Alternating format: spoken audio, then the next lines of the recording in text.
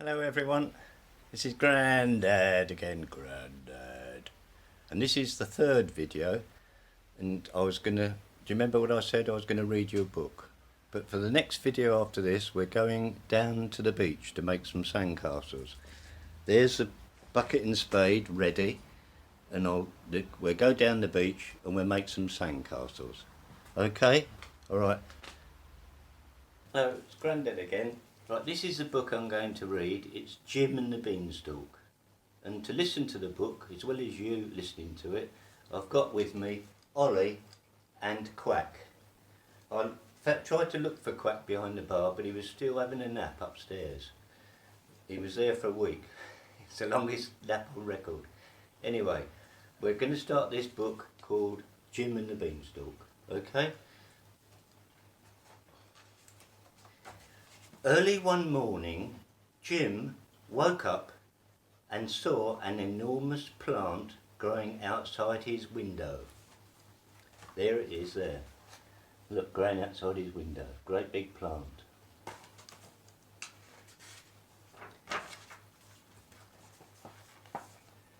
That's funny, he said. It wasn't there yesterday. I'll see how high it goes. And he began to climb up the plant. Look at that. It's going right past the roof and up into the clouds.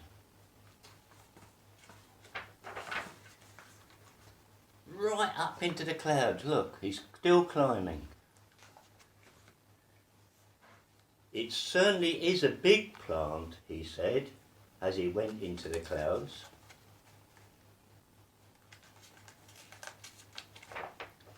When he reached the top of the plant, there, look.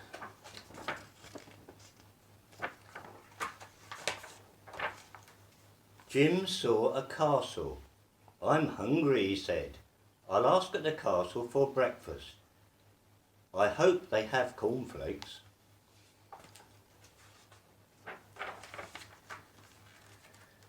Jim ran to the castle and knocked on the door. He waited and waited until the door was slowly opened by a very old giant. Look how big that giant is compared to Jim. Ah, said the giant, a boy, a nice juicy boy. 3 fried boys on a slice of toast. That's what I used to enjoy eating in my old days. But I've got no teeth now. Come in, boy, you're quite safe.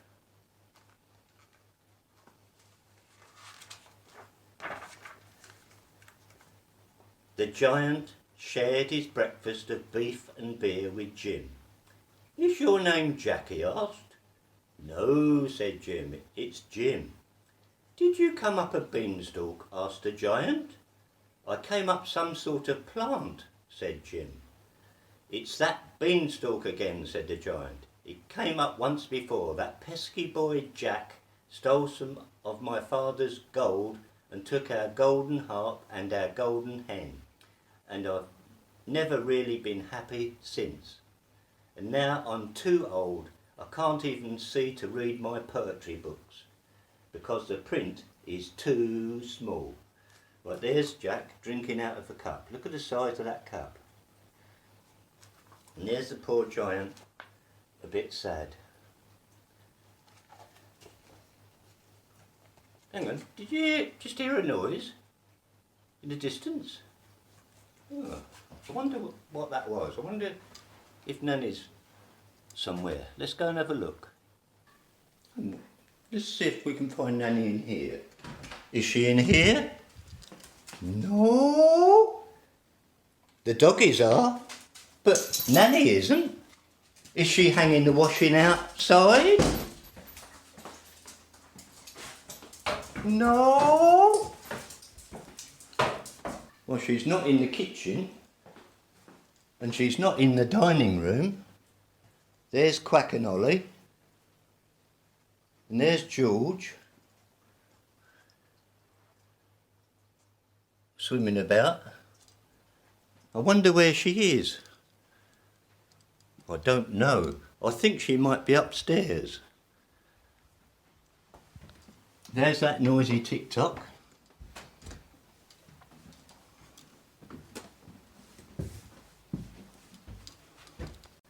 Is she in the bedroom? No. Is she in the bathroom? No. I don't think she's up there, those stairs, and I'm sure she's not where Quack sleeps. No, she's not there at all. No, she's not there, and she's not there. Oh dear, I can't find her anywhere. I'm sure I heard a noise. I wonder if she's sitting on the loo. No, she's not on the loo. Where is she? I'll quickly check the basement in case she's come down here. Is she in the games room? No. Is she in the garage? No. And not in the car? No. Well, that's really strange. I don't understand where Nanny is at all. I wonder if she's out of the front garden. Let's look down the side of the garden.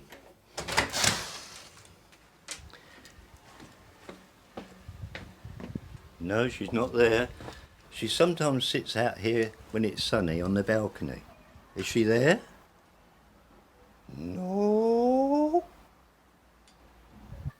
I know. Is she in the lounge? Let's go and have a look. No. She normally sits here doing knitting, and she's not anywhere else. Is she on her computer? No. I don't know what's going on. She can't be. Where else could she be? Hang on, I just heard a noise. Huh? What's Nanny doing? What's Nanny doing in the cupboard? What's Nanny doing in the cupboard? What is she doing in the cupboard? I've got no idea. You told me to go in there. You're supposed to be looking for your slippers. Oh, I was looking for my slippers. Oh, I'm glad we found Nanny. She's in the shoe cupboard looking for her slippers. Right, where were we? Oh, the giant was saying he loves to read his poetry, but he hasn't got any glasses or spectacles to read them. His eyesight's no good. So, Jim said, "Haven't you got any glasses?" asked Jim. "Only beer glasses," said the giant. "I mean reading glasses," said Jim. "They go on your nose and ears." "It's my eyes I'm talking about," roared the giant, banging his fist on the table. Boom. "These glasses are for your eyes," said Jim, and he explained about glasses while the giant listened carefully. "Get 'em," said the giant fiercely, when Jim had finished. "Get 'em for me, I'll pay you good gold." There's Jim explaining to the giant about the glasses. Look at the size of that pepper pot. Or salt pot. So this is Jim measuring the giant's head for glasses.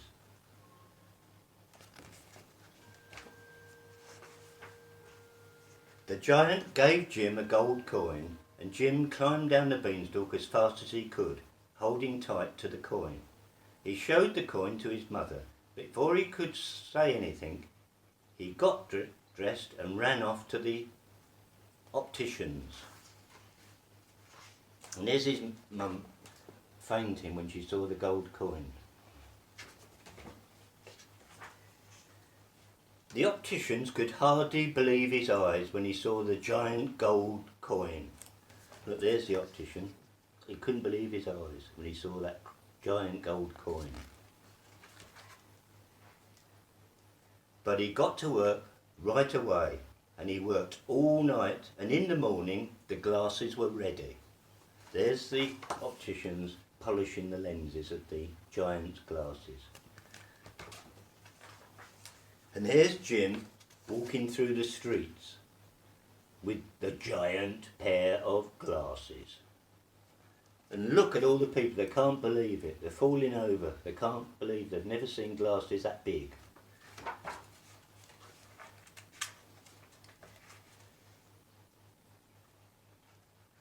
The giant loved his glasses. And he put them on straight away. And as soon as he put them on, he could read his favourite books. Look at that.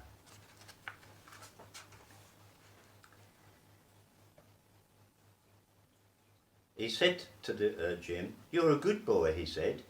"Now I can see you properly. I wonder what you'd be like to eat.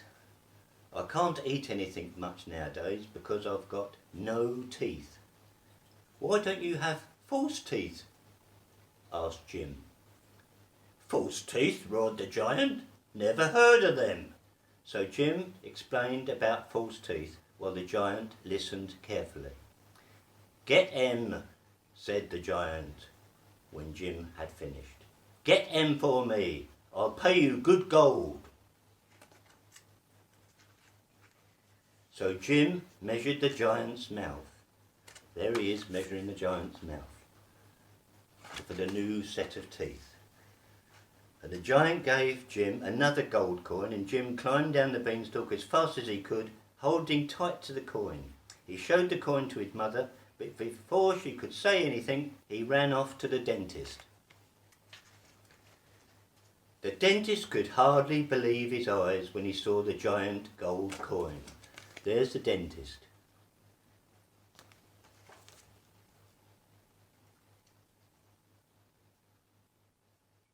And he set to work right away.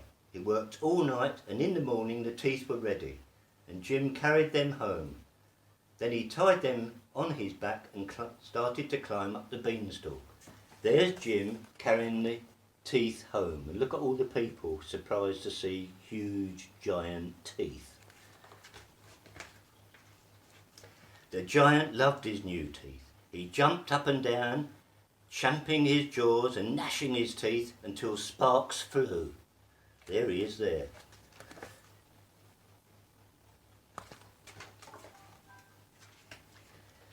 Then the giant sat down and looked at himself in the mirror. "Ah," he said, "I used to be a good-looking lad. Great head of flaming red hair I had, and now look at me." "Why don't you have a wig?" asked Jim. "A wig?" roared the giant. "Never heard of a wig." So Jim explained about wigs, whilst the giant listened carefully. And talking about wigs, there's the giant looking at himself in the mirror, saying he needed some new hair. And this is what a wig looks like. And I'll put it on for you. This is Grandad's wig. And look, that's what a wig looks like. So there's Jim measuring the giant's head for a new wig.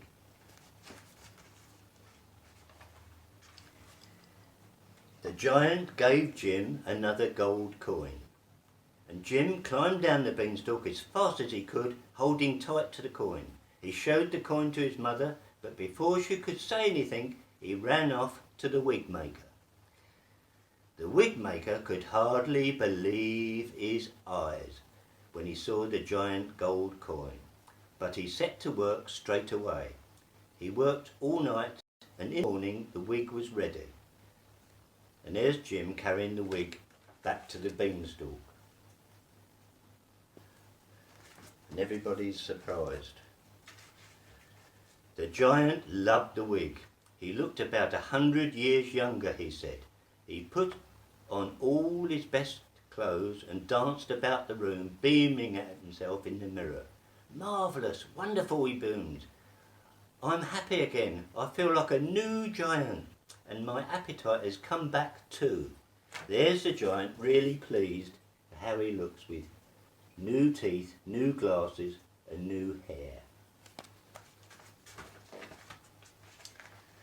The giant stood still and looked at Jim. "Fried boy," he said thoughtfully. Jim waited to hear no more. He ran to the beanstalk as fast as he could. He slid down as fast as he could, all the way down to the bottom, and landed with a thump in a great big heap at the bottom of the beanstalk. He was in so much hurry to get away from the giant, because he thought the giant was going to eat him. Above him he could hear the thunder of the giant's footsteps. Seizing an axe, Jim swung mightily and chopped down the beanstalk. At the very moment the beanstalk fell, something else landed beside Jim with a thud.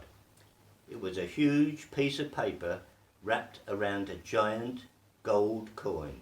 On the paper was written, can you see it? It says, "Dear Jim, thank you for the teeth and the glasses and the lovely wig. Your friend, the giant." Jim ran inside and showed the gold coin to his mother. "At last you can keep a coin for yourself," she said. Somewhere in the distance, Jim heard the rumble of the giant's laughter. Hoo, hoo, hoo, hoo, hoo, hoo. He's very pleased and he loved Jim, and that's the end of that story. And I'll take my wig off. Woo! I'll put it on Ollie.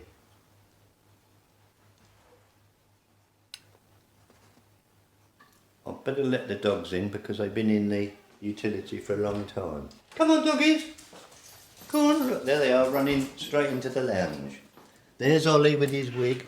And look how friendly Ollie is to Quack. Quack is Ollie's friend. Right, that's the end of the third video. So it's goodbye from Grandad. Bye. Bye. See you next time on the beach.